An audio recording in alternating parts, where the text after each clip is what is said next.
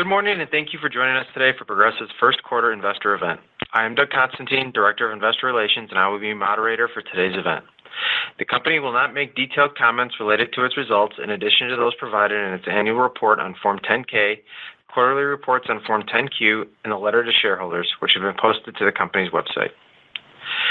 Although our quarterly investor relations events often include a presentation on a specific portion of our business, we will instead use the 60 minutes scheduled for today's event for introductory comments by our CEO and a question and answer session with members of our leadership team. The introductory comments by our CEO were previously recorded. Upon completion of the previously recorded remarks, we will use the balance of the 60 minutes scheduled for this event for live questions and answers with members of our leadership team. As always, discussions in this event may include forward-looking statements. These statements are based on management's current expectations and are subject to many risks and uncertainties that could cause actual events and results to differ materially from those discussed during today's event. Additional information concerning those risks and uncertainties is available in our annual report on Form 10-K for the year ended December 31st, 2023, as supplemented by our Form 10-Q for the first, second, and third quarters of 2024, where you will find discussions of the risk factors affecting our business, safe harbor statements related to forward-looking statements, and other discussions of the challenges we face. These documents can be found via the Investor Relations section of our website at investors.progressive.com. To begin today, I am pleased to introduce our CEO, Tricia Griffith, who will kick us off with some introductory comments. Tricia? Good morning, and thank you for joining us today. I'd like to begin today by extending my sympathies to those affected by Hurricanes Helene and Milton. The scenes of destruction were truly heart-wrenching, and the human toll of these storms was devastating. As the cleanup efforts continue, I'm heartened to know that Progressive's excellent claims staff is standing by to assist our customers in their greatest time of need. In fact, I've heard countless versions of stories like the one I'm about to share with you. This is when our customers need us most and when we shine the brightest. My name is Anne-Marie, and my fiance is Timothy. We just lost our RV with this last Hurricane Helene. I've been in Tampa for 2 months sitting by Timothy's bedside while he fought cancer. I'm happy to say that he is in remission. I came back to Fort Myers Beach to meet with the adjuster, Ray. I would like to tell you about my encounter with this lovely gentleman. Ray was prompt, professional, and showed compassion for my loss of our home. He is the perfect person to be assessing the damages of one's property. I cannot say enough positive things about Ray. He is one of a kind and was a pleasure to meet under these horrible circumstances. You know, that's what it's all about. To my claims colleagues, you amaze me every day. Thank you from the bottom of my heart for all that you do each and every day. Turning towards results, the third quarter was one of our strongest in our history. Across our businesses, we added almost 1.6 million policies in force, the most we've ever added in a quarter. This brings the total policies added this year to nearly 4.2 million, truly a remarkable feat. The magnitude of this growth during the year requires increases in sales, servicing, and claim staffing, and our teams have met the challenge, enabling us to maximize growth while providing the quality experience our customers expect of us. Throughout the third quarter, we experienced very strong demand for our personal lines products across both channels. While direct channel new application growth responded almost immediately to our increase in media spend and the release of non-rate actions earlier in the year, as evidenced by the channel's stronger new business growth in Q2, the agency channel's growth potential wasn't fully realized until the last few weeks of the second quarter. The result is a third quarter where our growth machine was firing on all cylinders, with clear results in both channels experiencing record levels of new applications. To date, the level of ambient shopping in personal auto remains very high, and we have capitalized on that. In Q3 2024, we spent more on media than in any quarter in our history. The result was a higher number of direct channel prospects than any quarter in our history, surpassing Q2 2024, the previous record holder. Additionally, conversion is strong, suggesting that we are well priced compared to the competition. Though the fourth quarter, especially November and December, are historically lower in sales volume, we believe that we can continue to position ourselves to capture more than our fair share of prospects from the marketplace. The record growth is even more impressive when you consider our profit margins. Our year-to-date combined ratio through Q3 was very strong. Though the costs of Hurricane Milton are not reflected in our Q3 numbers, 2024 is still shaping up to be one of the best non-pandemic years in our history. Growing at our pace with record profits is a testament to the investment we've made in segmentation over the years. And we're not standing still. Our newest product model, which continues to add further segmentation in our personal auto products, is available in states that represent about 1/3 of our net written premium. You'll recall that in 2022 and 2023, the commercial auto market was impacted by many of the same inflationary pressures as personal lines. And in response to the rising loss costs, we took double-digit rate increases in 2023.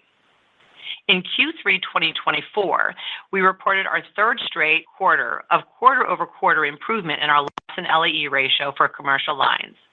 A result in part from the rate we took in 2023 earning in, which is a slower process in commercial lines, since the majority of our policies are 12 months. Growth has been more difficult in that line as the softness in the truck market has offset solid growth in our other non-trucking business market targets. As our competitors catch up in rate, however, we are optimistic that we're well positioned for more growth in the future. The third quarter results in property were excellent at a 78.5 combined ratio after almost 30 points of favorable development on storms from the first half of the year, and despite the 21 points of losses incurred by Hurricane Helene.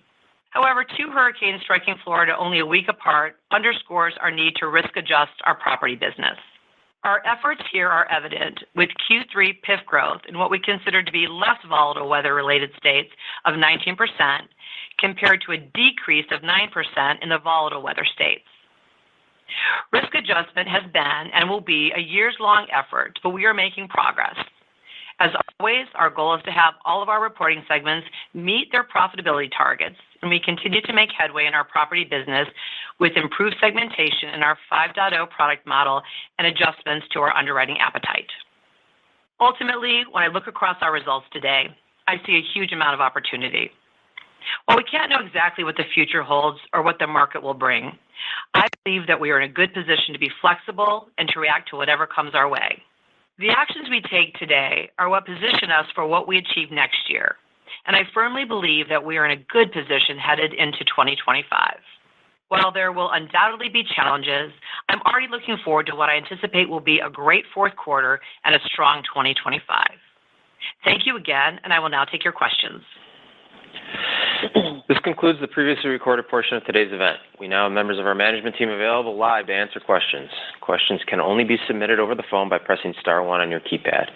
In order to get to as many questions as possible, please limit yourself to one question and one follow-up. We also ask that you use restraint in re-entering the queue to ask additional questions. We will now take our first question. Our first question comes from the line of Josh Shanker with Bank of America. Your line is now open. Yeah, thank you for taking my question. If we think about, and good morning, if we think about the idea of growing at a 96% combined ratio or better as fast as Progressive can, is that a revenue premium number or is that a policy count number? I ask this because there are some who are considering Progressive's very, very good margins bodes for price cuts in the near-term future. But would Progressive cut price if it did not come with commensurate improvements to the policy count growth? Good morning, Josh. That's a good question. We look at both when we talk about grow as fast as we can. Some of our internal measures, success rates, are based on our average PIF growth, and we always talk about our preferred growth is our unit growth because trends can ebb and flow as you've seen in the last several years. So that is our preferred method. Obviously, we want to stay ahead of trend, and we know that retention is very helpful if we have stable rates. So we want to get as many new apps in the door as possible through our, obviously our increased media spend, but then we want to keep those. And so I think it's a balance of everything. So premium, we always want to stay ahead of trend and make at least that 4 cents. And unit growth, we want to grow as fast as we can as long as we can service our customers in the way they deserve. Does that answer your question? Are the margins, yes. And so I guess more to the point, are the margins today so tasty that Progressive has a view that they should be considering price cuts in the near-term future?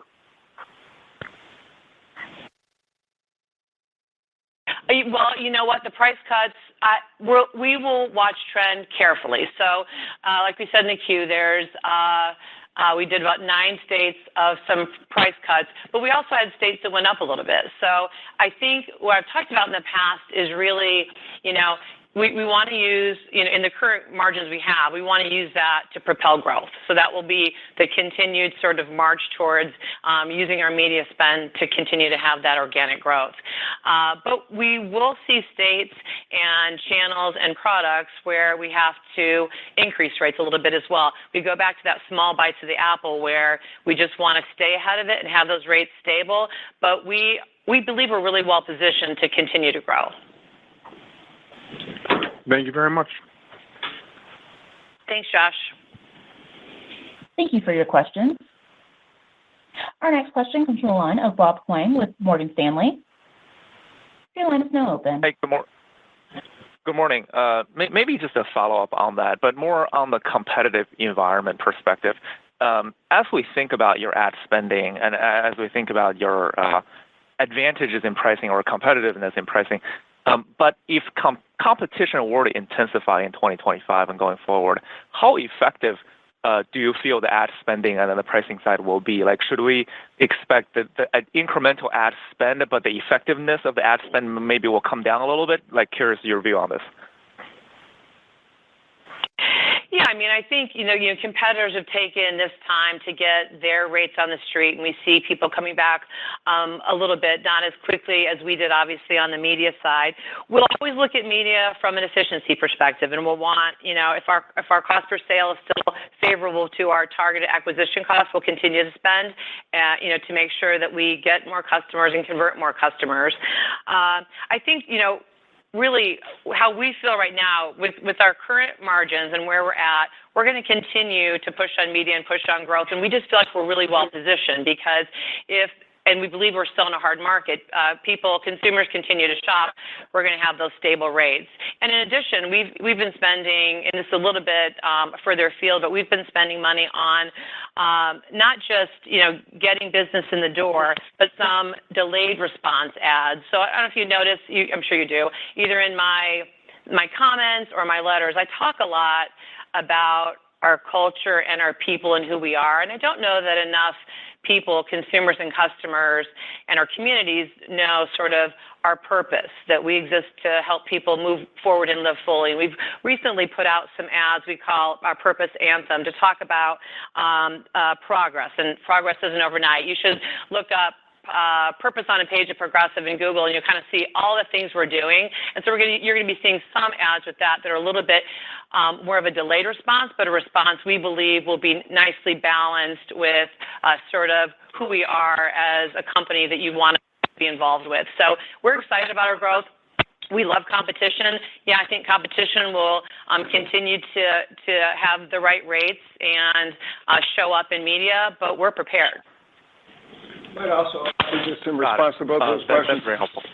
The way we operationalize in the marketplace our objectives there is through our product managers, and they are managing at the state and product level, and they are assessing the competitive landscape, where we sit by segment. They understand elasticity by channel and by locale, and they're making the calls that level to decide what we should be doing with price. Obviously, the 96 is the objective, but to the extent we can manage and grow a lot beneath that, the product managers are going to make those calls. So I think when you look at our performance over time, you see the aggregate of all those decisions at the local level.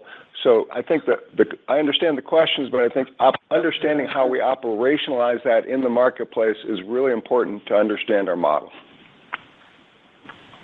Okay. Very much appreciate that. Thank you. My second question is on retention. So if we look at your 10Q commentaries, for auto business, personal auto business, the policy life expectancy has been relatively elongated over probably more than a year now, right? And then that's been stabilizing. If I remember correctly, your pricing is relative to the expected life cycle of a policy. So if that life cycle were to stabilize going forward, should we expect that favorable contribution to combined ratio to be less pronounced going forward? In other words, is it right to assume that you'll probably need some marginal pricing as that life cycle kind of stabilize rather than continue to improve? Did I lose you guys? Excuse me, everyone. One moment as we reconnect the speakers. Once again, everyone, please remain on the line as we reconnect the speakers. Are we in yet? Hi, team. We are I think back. we're back in. Okay, thanks, Victoria. I apologize for that. I thought that was on your end, but it was on our end. And so if we have questions at the end of the hour, we'll certainly elongate the time. So, Bob, you were asking your second question, and I think it was about retention. I think I must have jinxed us because this weekend when I was preparing, I'm like, this is one of the best quarters in the history of Progressive. This is going to be great. And then, of course, our computer crashed. So apologies again. Yeah, can you guys hear me? Yes. Can you guys hear? Okay, excellent. Yeah, I'm sure you'll have even better quarters down the road. Question on retention. Your policy life expectancy is kind of was growing over the last few quarters, and now it's normalizing. Would that have a headwind to your combined ratio, as given that you're essentially pricing towards an expected life expectancy for every policy, or you don't think that's an issue? Well, yeah, I mean, I think, retention is kind of our holy grail, so it's always an issue to grow our units. So, the T12 has been pretty flat, and that's really a lot to do with some of the actions that we've taken across the board. T3 was down, and, that's a lot on the comparison of last year when it was up 35%. But, yeah, we watch that closely. We don't want to spend all of the media money to have customers come in and then just leave. So our focus really is those stable rates and great service to continue to improve retention. Do you want to add anything, Pat or John? No, I think that's good. Thanks. Thanks, Bob. Sorry about that again. Thank you. Really appreciate it. Thank you for your questions. Our next question comes from the line of Elyse Greenspan with Wells Fargo. Your line is now open. Hi, yes. Good morning. My first question, Tricia, I think you did hit on a little bit in your prepared remarks, but it was just about the Q4, right? I think typically sometimes there's slower growth because of the holidays and vacation. I'm just want to understand how you think about that dynamic playing out this year, just given continued elevated shopping, as well as your marketing spend, and how we could think about PIF gains, in the last quarter of the year. Yeah, thanks, Elise. Yeah, we're going to continue our push throughout the end of 2024, and it's really, we want to get more than our fair share of the shoppers, even if shoppers are a little bit less in November and December based on the holidays. And really, we don't want to, you could easily say, well, wouldn't you just pull back a little bit for expenses on media? But really, you want to have that consistent media spend and be prepared for that response and that shopping that we believe and normally typically happens in that first quarter. So it's really about, relative to our peers, are we in a good position, a better position? And we believe that we are. And then my second question, right, obviously, record growth here for Progressive this year. As you think about the environment, right, you guys are obviously taking less rate, industry, right, perhaps a bit behind you guys. How do you think about, 25? I know, there's a lot of different variables, but just, from a growth perspective sitting here today, how do you think next year could play out? We feel really good and bullish about 2025. You're going to look at some stats that we talked about in our Q. 117% new app growth on the direct side, 98% on the agency side. Those are massive amounts, and obviously the comps will be more difficult, but that doesn't mean on a relative basis, in a unit basis, we're not going to grow literally as fast as we can. And we feel so much better about our rates, especially on the private passenger auto part, commercial and product, we're still having rate earn in, but we feel bullish about our positioning as well and our de-risking on the property side. So we feel like, we really look at our growth from our strategic pillars. So, we've got a great culture and great people. We are very adequately staffed, especially in our call center organizations for sales and service and our claims organization to take care of our customers. We, reduced our expenses on the non-acquisition expense ratio because we care deeply about those competitive rates. We continue our segmentation. So you've got people and culture, you've got competitive rates, you've got our brand, which continues to evolve, and you've got our broad coverage. Right? We're going to be where, when, and how customers want to shop. With those four strategic pillars and where we're at from a pricing perspective and a margin perspective, I think we have a huge opportunity in 2025. Thank you. Thanks, Elise. Thank you for your questions. Our next question comes from the line of Michael Phillips with Oppenheimer. Your line's Thanks. Good morning. I wanted to. Thanks. I wanted to drill down on the frequency severity trends that you put on the queue, specifically the BI liability. It looks like anything to make of. It looks like the severity kind of moved up a bit, and frequency kind of didn't improve as much as 2Q. And anything to make of that? Thanks.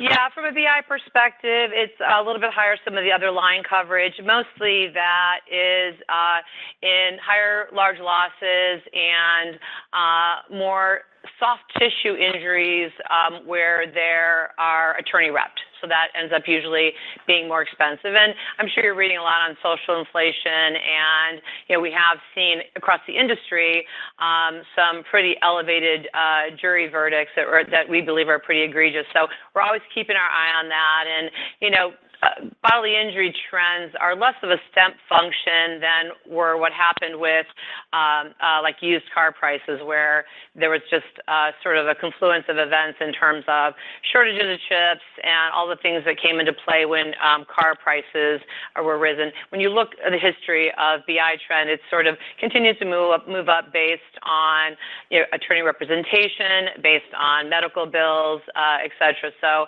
we're not too concerned about one quarter, and we feel like we have our arms around the BI trends. Okay, good. Thank you. And then second question, just on homeowners. Can you remind us where you are with, the PIF reductions in cat-exposed states? Yeah, so we talked a little bit about our PIF growth. So we're up 19% in our growth states and down 9% in our volatile states. We continue to have a really robust de-risking program. So you've seen the rate come in. We had 16 points year to date, 20 on the trailing 12, 5 more points to earn in this year, and then we have other rates that are elevating. So that's the first one. Get the right rates on the street. We talked a lot about segmentation and what we've been working off on our 5.0 product. Segmentation is something that we believe we are industry leaders in, and we need to be at least in auto for sure and commercial auto, and we will be there in property as we continue to work on segmentation. We talked about exiting about 115,000 homes in Florida last year. That takes some time by the time you communicate it to insureds, and you're able to do that. And of course, there can be moratoriums after states, and we've been exiting DP3 in many states. That's obviously we have to have prior approval through our DOIs, but we have approval in about 22 states and are working with many more to exit that line of coverage. And then really it's about cost sharing. We don't want homeowners to be a maintenance program. So we have mandatory wind and hail deductibles, and those are kind of being through the system.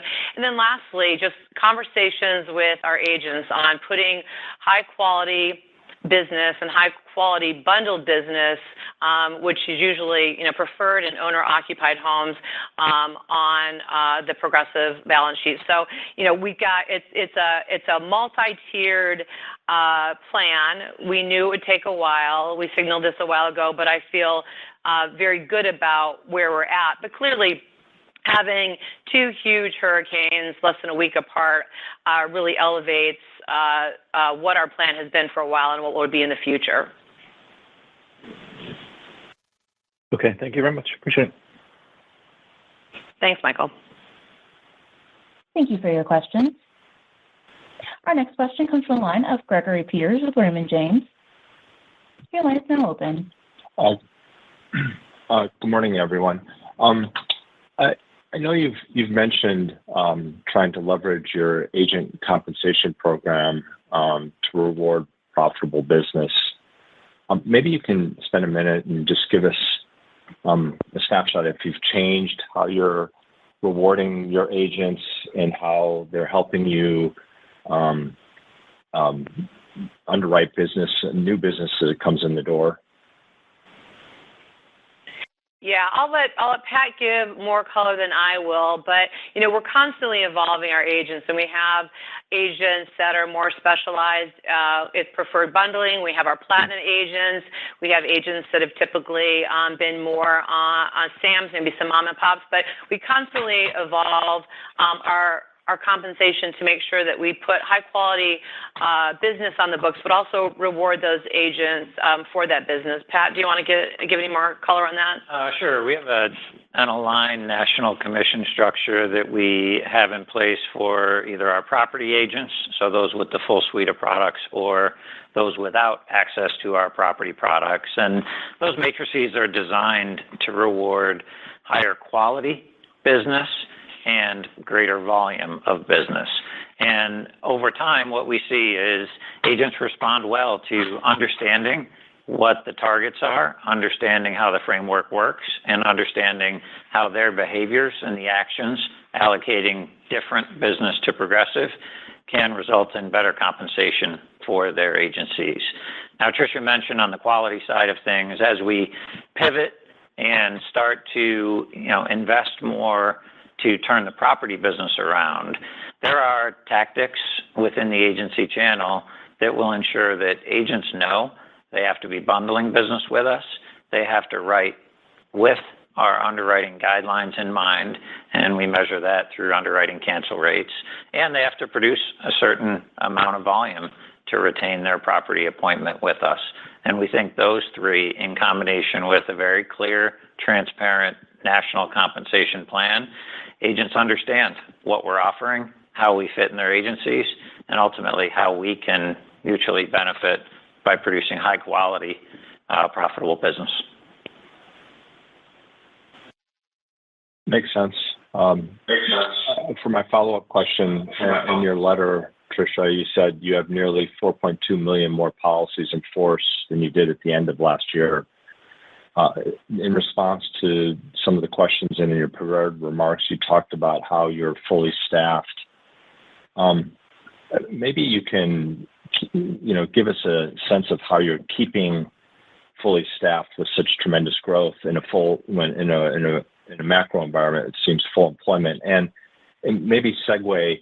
One of the things that we never get much information from you or many of your peers is how you're deploying technology and artificial intelligence, and maybe that's helping you with the growth in policy in force. So any commentary on that would be great. Yeah, it's a really great question. So what we've been doing, we had the only time that I can recall we had difficulty in hiring and retaining was sort of when the wage wars started right after the pandemic. So after that, we've done a couple of things. We've hired well in advance of need. So when you think about being a fully licensed sales rep in our call center or a fully trained claims rep out in the field, it takes some time. And so it's maybe a more expensive venture at first blush. We think that pays for itself because we have high-quality people handling your calls, handling your claims. And in fact, we were able to deploy between our own employees and independent appraisers to help us with the storms, 2,300 people sort of feet on the street, getting early contacts and early closures in our catastrophes, which is what our customers, need us most. So we feel really good about that. From a technology and efficiency perspective, we are always talking about how do we become more efficient. One, to keep prices competitive, but two, can we take easier claims, easier calls out of the system and have humans actually handle the more complex calls. So we have overall you can call it AI, Chat GPT, large language models. We've been working on those for a long time to become more efficient. We've had a chat bot in our call centers for over a decade because we found out we were getting repetitive calls that really didn't require human intervention, and that took out about 15% of our calls. On the claim side, we have a lot of automation with our estimates. We have tagged millions and millions of pictures to be able to do that. And of course, we want to make sure that we do have human intervention to make sure we always pay the right amount and that we're accurate in that part of it. But we're very technology driven. Besides being efficient, we want to be innovative and we want to continue to learn and make sure that we use the highly trained individuals that we have for the most complex parts of our business. So we use a lot of AI, and maybe that's something we can talk about at a later deep dive when we have some time in one of the quarters that we do that. But we feel like that's a key part overall in our efficiency, which is key to our growth. Thank you for the detail. Thank you. Thank you for your question. Our next question comes from the line of Jimmy Bhullar with JP Morgan. Your line is now open. Hi, good morning. So most of my questions were answered, but it seems like many of your competitors are shifting their focus to growth as their margins have recovered. So just wondering what you're seeing in terms of competitor behavior on marketing spending and on pricing. And is it reasonable to assume that your growth over the next few quarters should slow down just as the market becomes more competitive?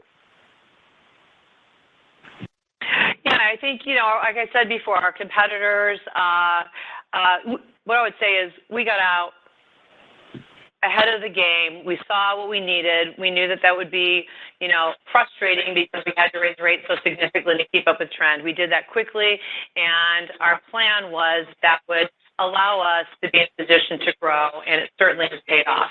We are seeing, and if you see any of the quarterly results, margins are so much better with our competition, and so I would imagine that they will continue to grow. We've seen some of our competitors for sure start to spend more on media. You know what? For us, competition is good, and it really is about, like I said, having all those strategic firing at the same time. So while I can't predict what our growth will be, we have models obviously internally that we work on. I believe we're in a really great position to wrap up 2024 and move into 2025, and I feel very confident that we will continue to gain traction. Of course, given all the unknowns that could happen with weather and what we've seen over the last several years. Yeah, the only thing that I would add is spending more. Hold on for a second, Jimmy. I think I wanted Pat to add on some color on that for you.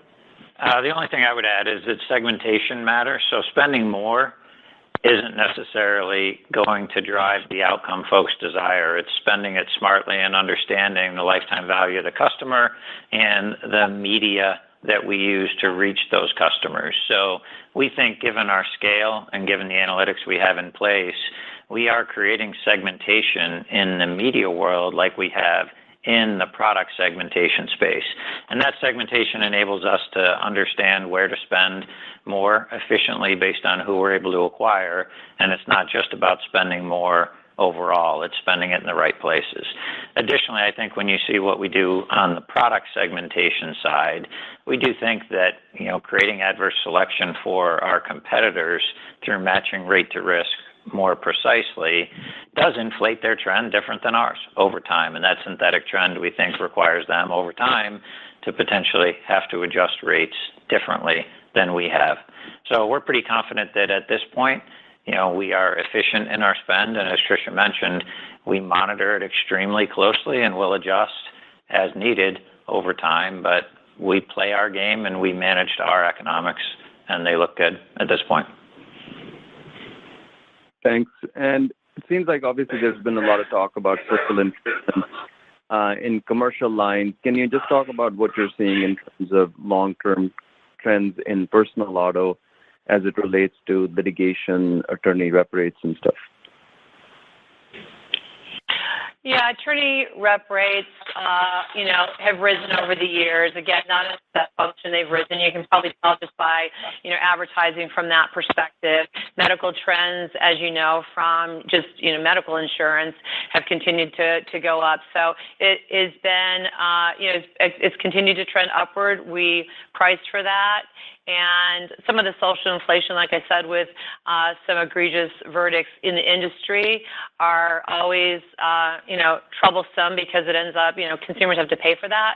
And so we always want to get our arms around. It's really about, doing what we have done well for many, many years, and that is making sure that our customers know we're there for them, that that they can trust us to do the right thing by them, and that try to get out in front of the claim with contacts and resolution as quickly as possible, or when it's a longer-term claim, to make sure that we communicate and respect their needs along the way. So that's what we've been doing since we rolled out, IR years and years ago, or immediate response, I should say, years ago, just to get in front of the customers, make sure they know we're there, and that we want them to trust us, and that we'll be fair. Thank you. Thank you for your questions. Our next question comes from the line of David Motemaden with Evercore. Your line is now open. Hey, thanks. Good morning. I had a question on just the auto PIF growth, and I'm wondering if Hurricane Helene had a notable impact in Florida or the Carolinas on auto shopping and PIF gains at the end of September, and if Hurricane Milton is causing any disruption on retention or shopping, just given the impacts of that storm. Yes, I wouldn't say anything. The PIF growth wouldn't come from that necessarily. Obviously, there'll be some total loss vehicles that when they replace, we hope they'll be with Progressive. I think that I had asked John Murphy, our president of claims, a while ago if we were seeing issues with inventory for new cars. So I thought that could be something that could be a headwind for consumers. And they didn't see inventory issues. There's enough inventory, we believe, on the street to be able to take care of those customers. But the storm, although they were big, I don't think would move the needle on either of those. Got it. Thanks. Thank you. And then on the costs per sale that you spoke about, I think last quarter it was like 30% below your targeted acquisition ratio. I'm wondering where that stood here in the third quarter as some of the competition returns, and maybe just also if you could just talk about if ambient shopping levels, sounds like they remain high, but have they fallen any at all here during the last 3 months? Thank you.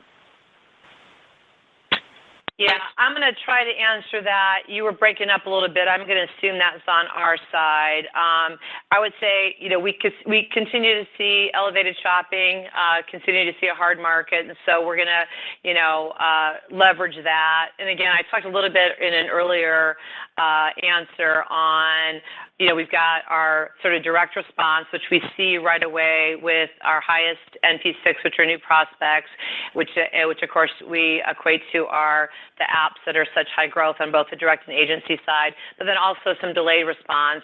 And so we believe ambient shopping is still up because even with the increased amount that we've spent and will spend in Q4 on the delayed response ad, we're still seeing that shopping. So we feel good about that. And I want to make sure I answered your question because you were breaking up a little bit. Did that answer your question? Yeah, that does help on the ambient shopping. I had just asked on just how much below the targeted acquisition spend the cost per sale is. In third quarter, I think it was 30% below in the first half of the year.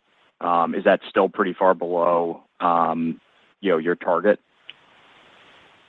All I'll say is that it's still below CAC. So our CPS for quarter three is still below our target acquisition cost. And again, like Pat said, we continue, and I just had an incredible 2-day media business review. We continue to understand exactly how to reach the consumers we want to reach and get more efficient with doing that all across the board. I think, normally we'll talk about mass media spend, and that's a portion of our spend, but there's so many other ways that we are able to be on the short list for consumers who are shopping. So we feel good about where we're at right now with CPS below TAC. Great. Thank you. Thank you for your question. Our next question comes from the line of Brian Meredith with UBS. Your line is now open. Yeah, thanks. Trish, I was hoping you could comment a little bit about this really favorable frequency we've been seeing for the last, call it 12 months. Is this something you think is sustainable? Is it a function of the hard market in auto insurance? What is your perspective on it? Thanks, Brian. For us, what we've seen is really the biggest proportion of that is equated to our mix. Our preferred mix has increased. And so that's obviously a lower frequency. We're a little bit less negative than we were before, but still, again, obviously -5. So we will continue to watch that as we grow and put more customers on the book. Obviously, we always want to make our target profit margins both on a calendar year and lifetime value. Gotcha. So mix. Gotcha. And then second question, just quickly. Yeah. Where are new money yields relative to book yields right now in the investment portfolio? Is there still some uplift in book yields going forward, you think? Yeah, I'll let John Bauer get on because he's always on these calls and never gets to talk. But yeah, we've been happy that we've been able to invest new money into higher yielding performance. And John, I'll let you go into some of the detail. Yeah, thanks very much. As you've been seeing over the last, throughout the course of the last few years, but certainly over the last few months, there's been quite a lot of volatility in interest rates, especially as we headed toward the election and, the Fed started cutting rates. For us, as you know, we have a relatively short duration portfolio, just a little bit over 3 years. And so the two things that are going to really adjust the new money yields versus the book yields would be the underlying level of interest rates, which has risen, quite significantly since the end of the third quarter. And then as well as we allocate money into and out of cash and treasuries into other risk products. Right now, we have a relatively conservative allocation.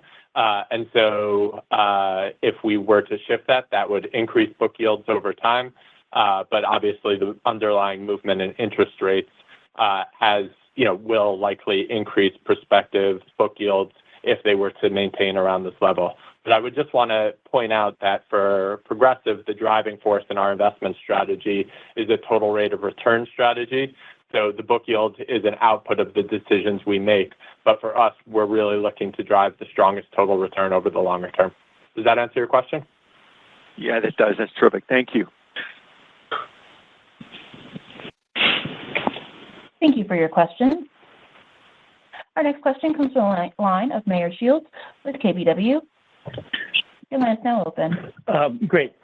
Thank you very much. So in the past, I know we've talked about the ordered pairs where sometimes I guess Progressive will maintain excess profits if the growth trade-off isn't necessarily worth it. And I was hoping you could give us some insight into how much of the personal lines margin outperformance this year is sort of ordered pairs dependent, and how much of it is just the fact that you've been surprised by loss trends. Well, I think I'll let Pat weigh in a little bit more, but I think, the margin comes from so many different things. So, are we efficient in our spend to get more customers? So I wouldn't call it excess profits. I would say we look at every dollar of premium and what outputs we think would happen based on our frequency and severity trends, what we think we could spend to get more customers, the new and renewal business. We go to each state, each product, et cetera, roll it up, roll it down, and come to that. And then if we're inefficient in our spend, then we'll either try to get more efficient or pull back. If our margins shrink, we'll pull back. We have a lot of different levers, but really it all goes under the umbrella of grow as fast as we can at or below our 96. Pat, do you want to add anything? Yeah, and I would say that the growth that we're seeing wasn't expected earlier in the year. So we knew we had shields up when we were slowing the business down to deliver 2023 calendar year profitability. And as we've reduced some of those verification tactics and gotten, frankly, more competitive with billing options, et cetera, we have seen, as you see in the reports, outsized growth. So I don't think we entered the year saying we think we can produce this level of profit and growth on a significantly extended period. So right now, you see, we've taken rates down a small amount in a number of states. And as John mentioned, our product managers constantly evolve that competitive environment to see how much ambient shopping there is, how efficient our media spend is.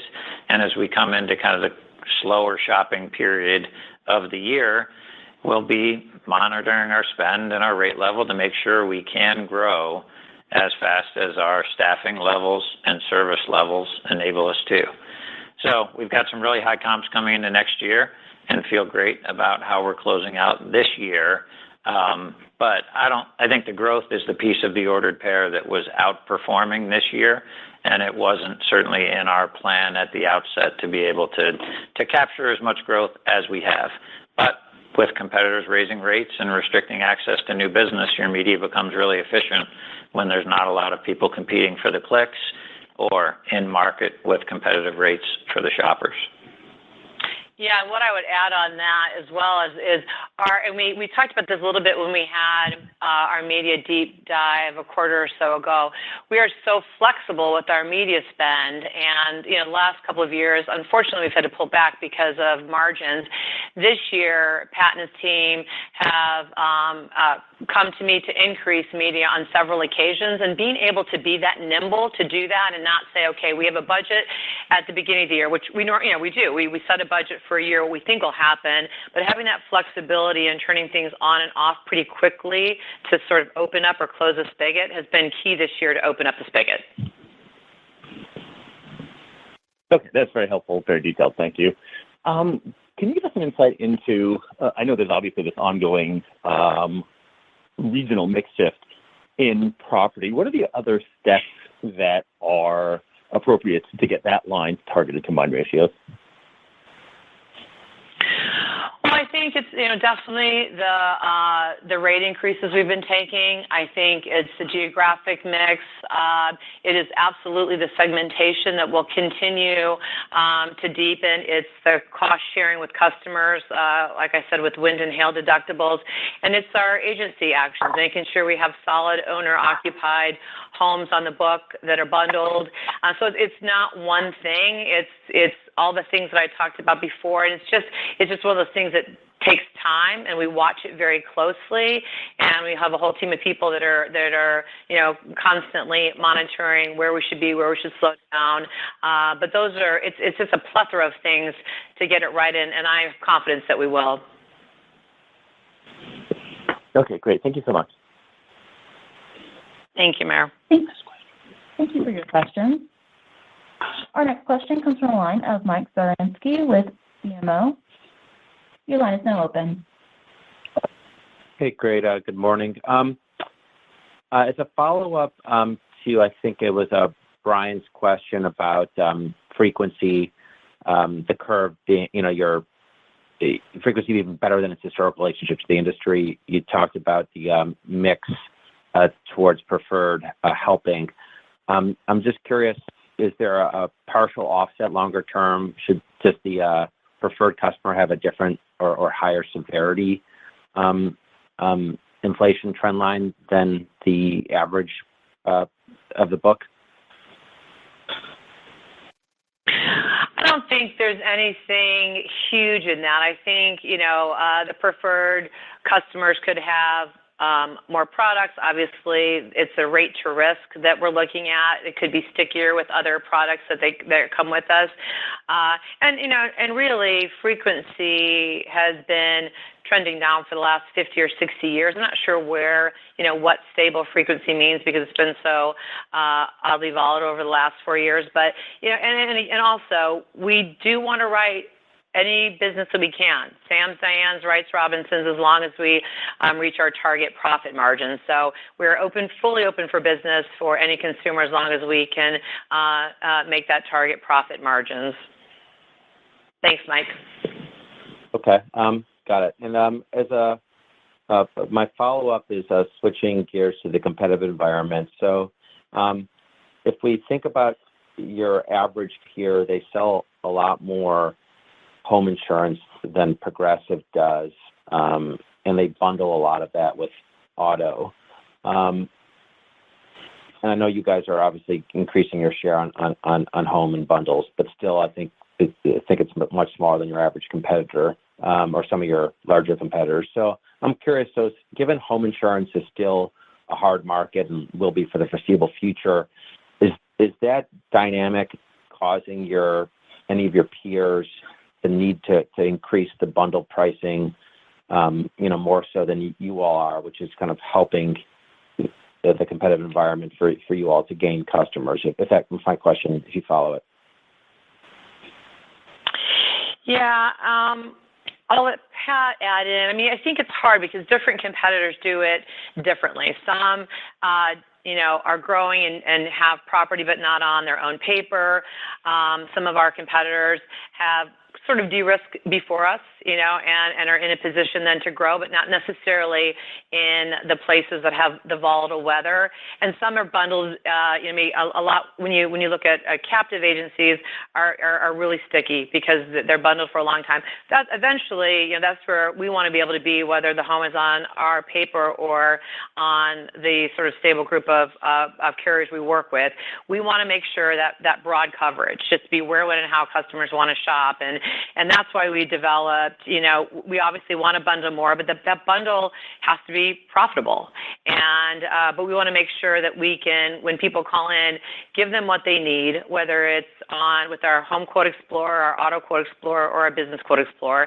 And sometimes, hopefully it's with us, but if not, we'll take care of them with customers, or I should say businesses that we partner with. So the competitive environment we look to, but we really are playing our own game here, especially with property as we evolve and mature. And you're right, we don't have the same probably percentage market share. Clearly we don't, but we want to take that slowly so that we make prudent decisions for the long term of the firm.